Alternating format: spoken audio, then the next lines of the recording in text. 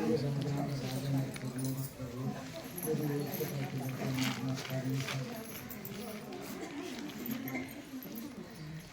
ने लोग आया था न हिंदू के लिए, न मुसलमान के लिए, न सिख के लिए, न ईसाई के लिए, केवल इंसान के लिए गाया था मेरे परमात्मा परमेश्वर। मेरे गुरु ने पवित्र करने के लिए मेरे परमात्मा परमेश्वर, मेरे गुरु ने सबके लिए पवित्र को करने को मेरे परमात्मा परमेश्वर तेरी ओर से मेरे परमात्मा परमेश्वर कह रहे हैं मेरे पिता, मेरे राजाओं का राजा, मेरे प्रभुओं का प्रभु, मेरे परमात्मा परमेश्वर। धन्यवाद सर्वशक्तिमान देवन समर्थ वचन तो बहुत अच्छा है। वचन कहता है मैंने अपने प्राण आपके लिए दिए, इंसान जाति के लिए, ना कि हिंदू के लिए, ना मुस्लिम के लिए, ना किसी के लिए। समझ में आ रहा है? अगर अपन जातियाँ तो अपन बना ली है, समझ में आ रहा है? कौन हम फलाने जाति का, हम ढकाने जाति के, लेकिन सबसे बड़ी जाति तो मनुष्य होना। तुम जाति तो एक है, कौन सी? मनुष्य की। दूसरी जाति कौन सी? पशु की। तीसरी जाति गैया की। चौथी जाति भैंस की, फलानी बकरिया की, ऐसे बकरी हो गए, ऐसे। समझ में आ रही है? ये अलग अलग है क्योंकि ये अलग अलग बटे हुए हैं, लेकिन जाति तो एक ही, अपनी जाति तो एक ही मनुष्य है।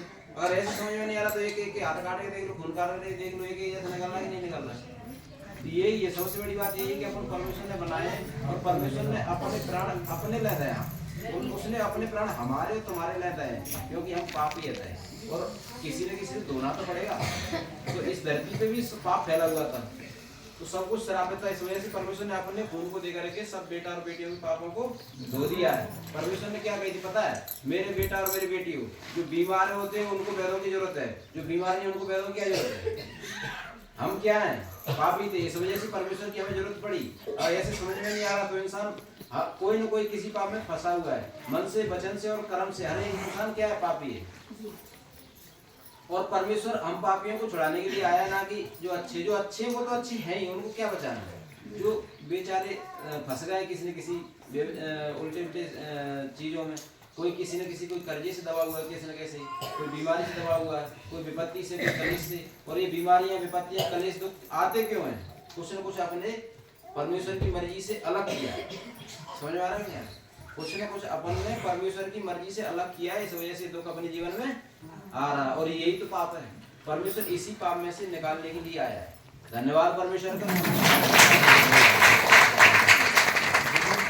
चलने का तब अपने चेलों से कहा था कि यदि कोई मेरे पीछे आना चाहे तो अपने आप को इनकार करे और अपना क्रूस उठाए और मेरे पीछे हो, क्योंकि जो कोई अपना प्राण बचाना चाहे वह उसे खोएगा, और जो कोई मेरे लिए अपना प्राण खोएगा वह उसे पाएगा। सुनो मेरी बात, यहाँ लिखा हुआ है यदि कोई मेरे पीछे आना चाहे तो अपने आप का इनकार करे। मैं तो डॉक्टर हूँ, बच्चे सत्संग में यहाँ दीदी बैठे थे, बूढ़ी बैठे थे, यार शर्म लगे। परमेश्वर कह रहा है यदि कोई मेरे पीछे चलने चाहे तो अपने आप का इनकार करे कि मैं बड़ा हूँ, मैं छोटा हूँ। छोटा है तो मैं तुझे बड़ा करूंगा, मैं तुझे बढ़ाऊंगा, ऊंचाई करूंगा। मैं तुझे नीचे करने के लिए नहीं आया। तू बैठ तो सही, परमेश्वर के काम कर तो सही। अरे दीदी के चुकाव नता तो आया नहीं।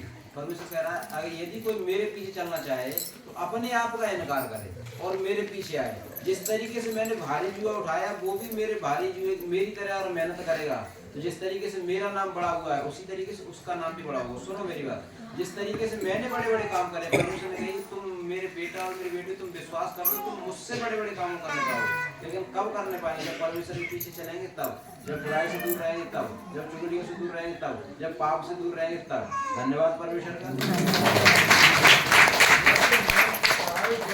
प्राप्त करे और अपने प्राण की हानि उठाए तो उसे क्या लाभ होगा, या मनुष्य अपने प्राण के बदले क्या देगा?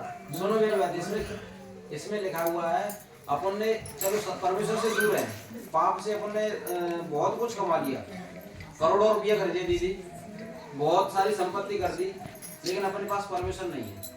क्या पता है कि अपन जीवित इस सारी संपत्ति को अपन पूरे जीवन 100 साल तक अपन जीवित रहेंगे, इसका आनंद हो। परमेश्वर कह रहा है मूर्ख इंसान, अगर तूने सारे जगत को प्राप्त कर लिया, सब कुछ कमा लिया, सब कुछ ले लिया, तेरे पास धन है, संपत्ति सब कुछ है, लेकिन मैं आ जाऊं तेरे प्राणों को आज ही ले जाऊं, ये किस काम का?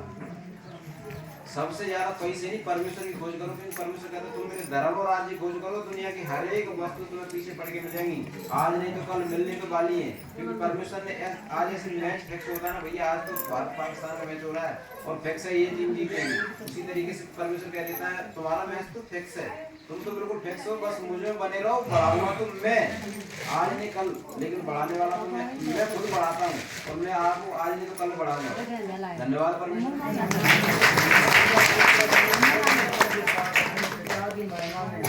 और उस समय वह हर एक को उसके कामों के अनुसार फल देगा।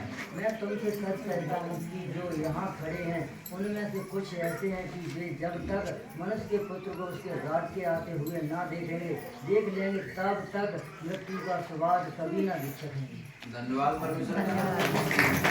तुमको ऐसा लग रहा है बढ़ जाएंगे तो परमेश्वर के नहीं देख पाए, परमेश्वर जब भी आएगा अपनी आत्मा को उठा करके ले करके जाएगा। यह वचन बहुत अच्छे लिखे हैं, देखा मनुष्य का पुत्र अपने स्वर्गदूतों के सामने अपने पिता की महिमा में आएगा और उस समय वह हर एक को उसके कामों के अनुसार प्रतिफल देगा। परमेश्वर के स्वर्गदूत जो आएगा, परमेश्वर का पुत्र जो आएगा, हमारे और तुम्हारे जीव जो ऐसे कर्म कर रहा उसी के अनुसार फल दिया जाएगा। हम यहाँ अच्छा करें तो अच्छा फल मिलेगा, बुरा करें तो बुरा फल मिलेगा। ये तो परमेश्वर जानता है कि हमने कैसा किया है वैसा हमारे को फल मिल जाएगा, और एक करने वाला इंसान जानता है, सही है नहीं। धन्यवाद परमेश्वर।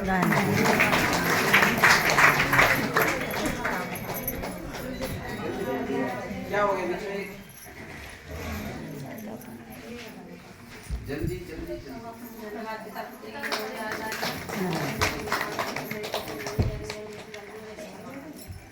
शांत शांत, आगे पीछे हो जाओ, ऊपर बैठ जाओ। हे परमेश्वर, अपनी करुणा के अनुसार मुझ पर अनुग्रह कर, अपनी बड़ी दया के अनुसार मेरे अपराधों को मिटा दे। मुझे भली भांति धोकर मेरा अधर्म दूर कर और मेरा पाप छुड़ाकर मुझे शुद्ध रख।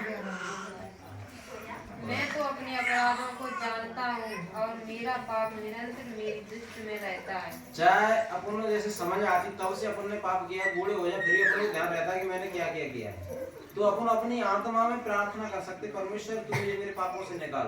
पापों का बोझ जब तक लदा रहेगा तब तक इंसान ऊपर नहीं बढ़ सकता। अगर मेरे ऊपर 10 किलो बोझ तो समझ आ रहा, अगर मेरे ऊपर 1 क्विंटल का वजन रख दिया जाए तो मैं पीछे देख सकता हूँ। दीदी ने पूछा सोन भैया कैसे? दीदी बढ़िया बढ़िया हूँ। हाँ कैसे बढ़िया हूँ, लेकिन जब तक पाप का बोझ ऊपर से नहीं हटाया जाएगा तब तक मैं ऐसे जवाब नहीं दे सकता। अगर पाप का बोझ ऊपर से हट जाएगा तो हाँ दीदी ठीक है, हाँ ठीक है, ऐसे करके बोल सकते, ठीक है तो ठीक है। जब तक ऊपर पाप का बोझ रखा हुआ है तो अपन उभर ही नहीं सकते। धन्यवाद परमेश्वर।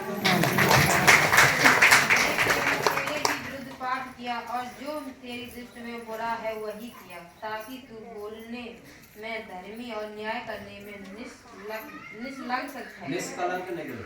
सुनो मेरी बात, परमेश्वर का वचन कहता है कि एक इंसान प्रार्थना कर रहा है, परमेश्वर मैंने तेरे विरुद्ध पाप किया और तू जानता है, ताकि तू बोलने में धर्मी और निष्कलंक ठहरे। क्यों? मैं तुम बात बताता हूँ। परमेश्वर का वचन कहता है यदि कोई परमेश्वर के मंदिर को नष्ट करेगा तो परमेश्वर उसको नष्ट करेगा। परमेश्वर का मंदिर पवित्र है और वह तुम हो। परमेश्वर किसी मूर्ति में नहीं, पत्थर में नहीं, कहीं नहीं रहता है। वैसे देव को तो कण कण वास कर रहा है, लेकिन परमेश्वर कहता है मेरे बेटा और मेरी बेटी मैंने आपको अपने हाथों से बनाया हूँ। मैं इन मूर्तियों में रह रहा हूँ। किन के अंदर? मैं आपके अंदर। अगर तुम इसी मंदिर से कोई गलत काम करोगे उसका परिणाम कौन भुगतेगा? हम खुद और भुगतते ही हैं। इसी वजह से विपत्ति जीवन में आ जाती है। अगर अपन इस मंदिर, ये परमेश्वर का मंदिर है और इस मंदिर को अपन बनाएंगे, अब खराब करेंगे, अपन इस पवित्र मंदिर को डाकुओं की खो बना देंगे तो इसको कौन भुगतेगा? अपन को ही भुगतना पड़ेगा। धन्यवाद परमेश्वर।